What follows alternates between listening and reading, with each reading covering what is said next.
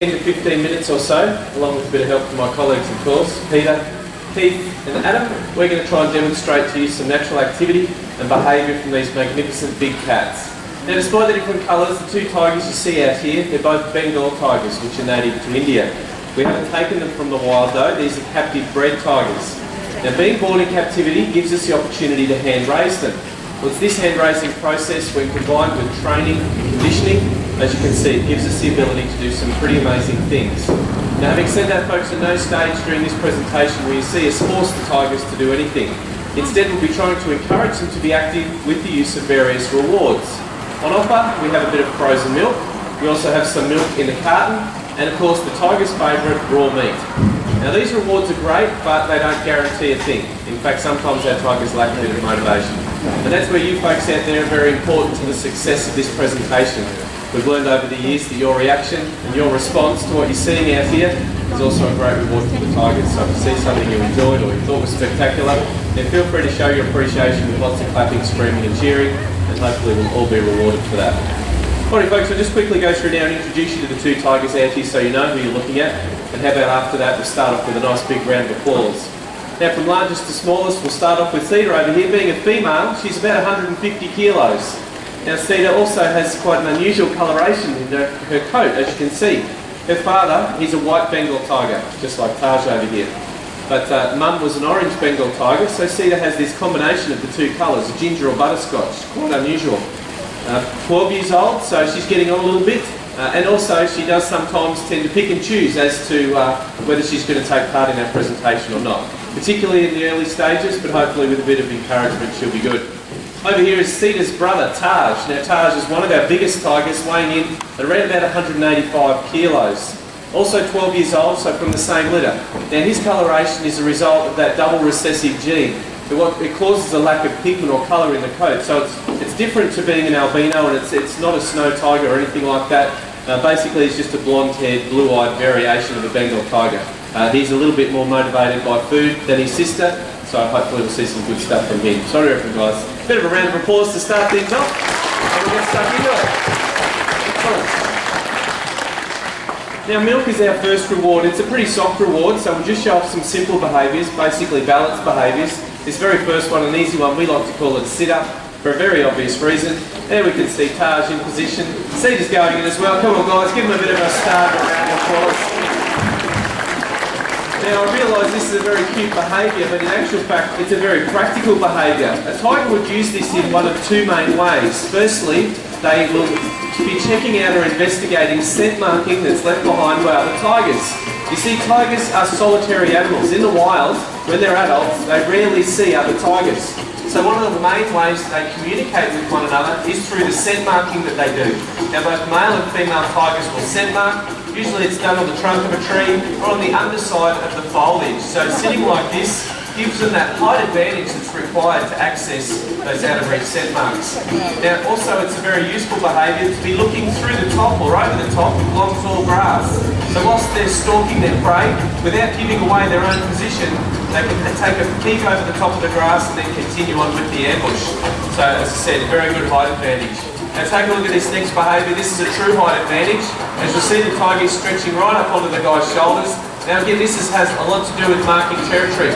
Dragging their claws down the trunk of the trees in this position leaves behind a visible scar on the tree.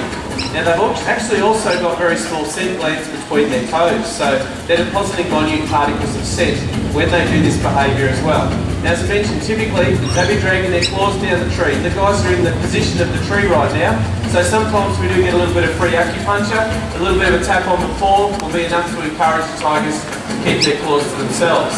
This also gives you the illusion that you have to be pretty tough to hold up a couple of 100 kilos of tiger, and I can assure you it is an illusion.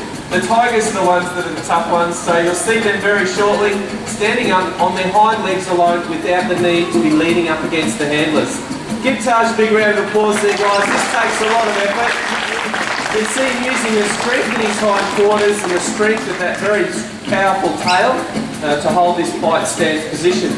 As I say, it's a fight stance. We only see it when the tigers are getting aggressive towards one another. The reality is that these two guys don't like one another, and they would, if they were given an opportunity, be very aggressive. It's the same for some of our other tigers as well. And that's why we have an extra set of eyes out here with Keith, just keeping a particularly close eye on Taj. He will be the instigator of the aggression, and he will look for those opportunities to have a go at Cedar.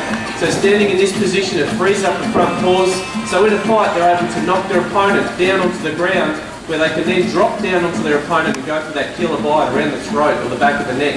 And they will do those sorts of bites on one another.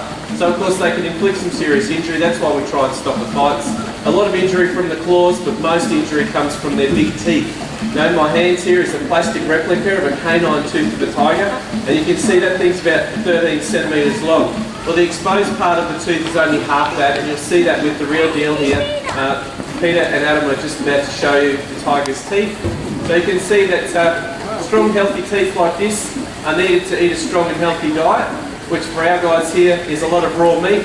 Particularly it's beef, horse and chicken. In the wild they would be taking down deer and antelope species, wild boar, primates, as well as that agawa, which is a water buffalo, very large, up to a tonne in weight. And a tiger the size of Taj over there is capable of bringing down prey which weighs up to 5 times his own body weight, so up to a tonne. Very, very powerful hunters. Alrighty guys, we might finish it up there. What about one last round of applause for that series of behaviours? Not a bad start. But we'd like to show off some more spectacular stuff, so we'll up the ante. As I said, milk's a fairly soft reward. They enjoy it, but they don't get overly excited about it. So it's now time to bring out a little bit of meat from the pouches. And we're going to move Taj up to the back here behind the logs. With a bit of luck, we're going to be able to show you a very spectacular behaviour we saw actually from his father Mohan many, many years ago. Now this particular morning, as we were walking Mohan through Dreamworld, it was just over there near Rivertown, well, we didn't see a peacock that was hiding in the bushes. Mohan, as he's walked by, launched up into the air as the bird took off. Now Mohan caught that bird about 4 metres off the ground. It was an absolutely massive jump. The bird wasn't feeling too good after that, but anyway. The amazing thing about this jump wasn't the fact that Mohan caught it, it was the fact that the handler didn't let go of the leash and both of his feet were off the ground at the point of impact. Now that's a true story, you probably don't believe me right now.